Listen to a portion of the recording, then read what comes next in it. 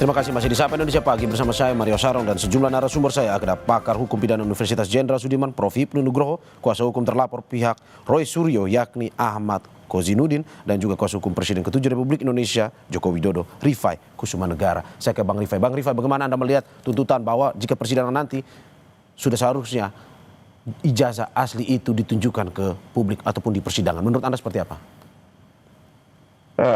Pertama, sesuai apa yang pernah disampaikan oleh Pak Jokowi, ya bahkan di depan media secara langsung bahwa tentunya manakala diminta dalam proses penegakan hukum, beliau akan menyerahkan, tidak hanya menunjukkan loh, menyerahkan ya kepada penegak hukum, baik ya, apakah diminta oleh polisi ataupun oleh hakim dalam persidangan. Dan itu sudah dibuktikan ya, pada saat pertama kami membuat LP di Polda pun kami diminta menunjukkan, kami tunjukkan. Lalu pada saat diperiksa sebagai terlapor di Barreskrim juga tidak hanya menunjukkan, kami menyerahkan, disimpan hampir 3 minggu lalu dilakukan lapor ya. Jadi pada intinya kita tentunya kooperatif dan siap terbuka. Bahkan juga pernah di kediaman beliau kan dengan beberapa media, wartawan media mainstream beliau berikan juga, beliau tunjukkan. Nah cuma memang intinya adalah ya beliau juga tidak mau seenaknya orang ngomong tunjukkan lalu tunjukkan gitu. Memang siapa gitu kan. Orang juga harus tahu diri gitu loh, dalam kepentingan apa, Anda siapa kan begitu. Tolong juga dilihat hubungan hukumnya kan begitu. Apalagi ada 2 undang-undang juga yang melindungi kami untuk tidak ada kewajiban hukum kami untuk sekedar menunjukkan siapapun diminta orang ya. Termasuk nanti dalam persidangan ya, manakala perkara Polda melaju, kalau tidak salah saya dapat info juga akan dilakukan lapor ulang ya. Dan tentunya kami akan serahkan, dan manakala nanti disita untuk ditunjukkan di sidang tidak ada masalah. Ya kami akan kooperatif ya. Lalu kedua, tadi saya berkomentar sedikit nih dari kuasa hukum TPAI terkait bahwa kriminalisasi. Menurut saya iya gitu ya, kalau Pak Jokowi dilaporkan itu bukan kriminalisasi. Tapi kalau Pak Jokowi melaporkan balik itu kriminalisasi. Menurut saya gini deh, kita kan sama-sama lah, ini negara hukum, kita kawal saja perkara ini masing-masing. Ya kita lakukan upaya hukum terbaik, baik dari segi penasihat hukum pelapor maupun terlapor. Kita gunakan hak hukum sebaik-baiknya, dan saya sendiri berharap persidangan ini nanti terbuka, fair trial ya, berimbang, dan bisa jadi pendidikan hukum buat masyarakat. Lebih kurang itu komentar saya. Oke Bang Ahmad, bagaimana Anda melihat ini? Katanya kalau pas Presiden Jokowinya yang dilaporkan itu kriminalisasi, tapi kalau Presiden ke-7 Joko Widodo yang melaporkan katanya itu kriminalisasi buat Roy Suryo CS. Ini tanggapan Anda seperti apa? Sederhana saja, kalau penyidik atau penegak hukum itu memproses 2 laporan secara imbang, maka tidak ada kriminalisasi. Ini kan faktanya, Dumas TPUA, hanya Dumas loh tidak jadi LP, tidak diterima LP, itu tidak dilanjutkan, sementara Saudara Jokowi 30 April langsung menjadi LP dan sampai hari ini akhirnya ditingkatkan menjadi penyidikan. Itu satu soal menjadi parameter. Yang kedua, kalau kita mau fokus dulu soal ijazah ini asli atau tidak, itu kan ada 3 mekanisme.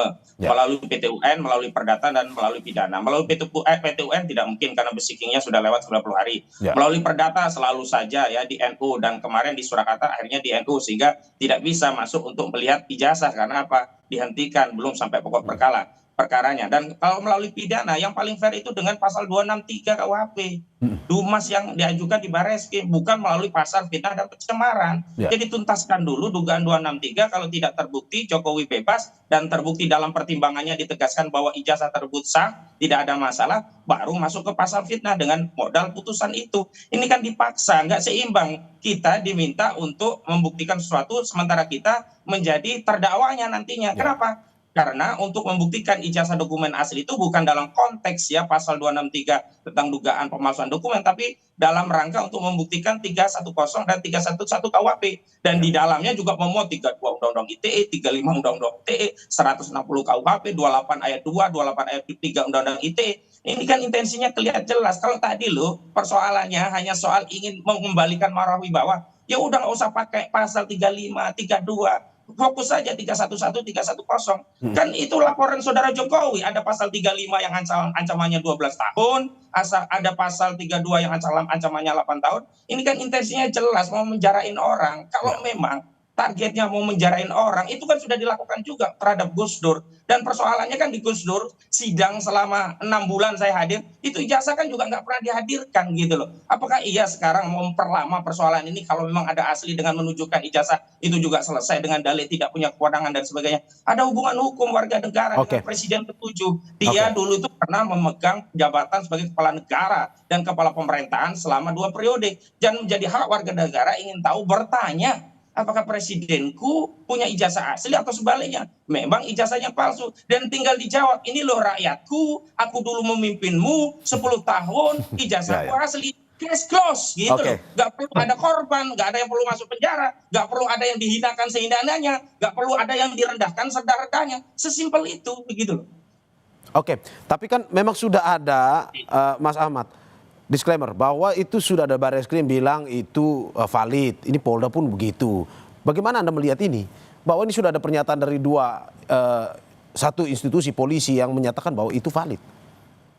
Sepanjang tidak ada perdebatan sengketa terkait apakah absah atau tidak dokumen ini, sebenarnya otoritas UGM pun cukup. Tapi hari ini kan dipersoalkan. Kalau ada persoalan hukum, maka otoritas yang paling berwenang untuk menentukan satu sengketa antara para pihak ini ya putusan pengadilan. Dan ingat, putusan pengadilan itu tidak hanya putusan judek faksi tingkat pertama, tapi harus judek juris tingkat Mahkamah Agung. Artinya harus berdasarkan putusan pengadilan yang berkekuatan hukum tetap. Maka di situ tidak ada lagi perdebatan. Kalau hari ini, mohon maaf, kalau versi Barreskrim, dulu kasus Joshua Huta Barat, versi Barreskrim seperti apa? Ternyata waktu diperiksa lebih lanjut berbeda. Dulu versi-versi penyidik dari kasus Vina Cirebon seperti apa? Ternyata kenyataannya berbeda. Karena itu hari ini kita tidak sedang mempersoalkan daripada kelembagaan dari institusi Polri, tetapi pada proses, tahapan, prosedur, serta berbagai tindakan institusi penegak hukum kita yang harus kita kontrol.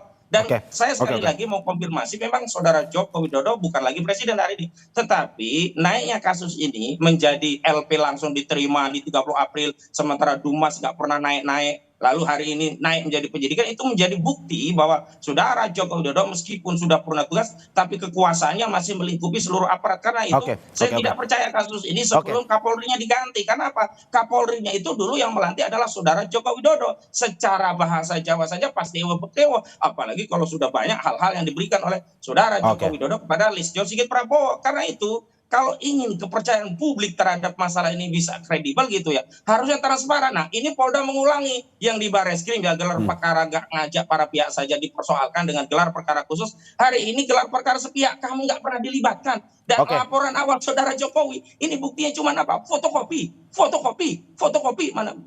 Mana mungkin kemudian masyarakat melihat ini tidak ada kekuasaan yang bermain di sana.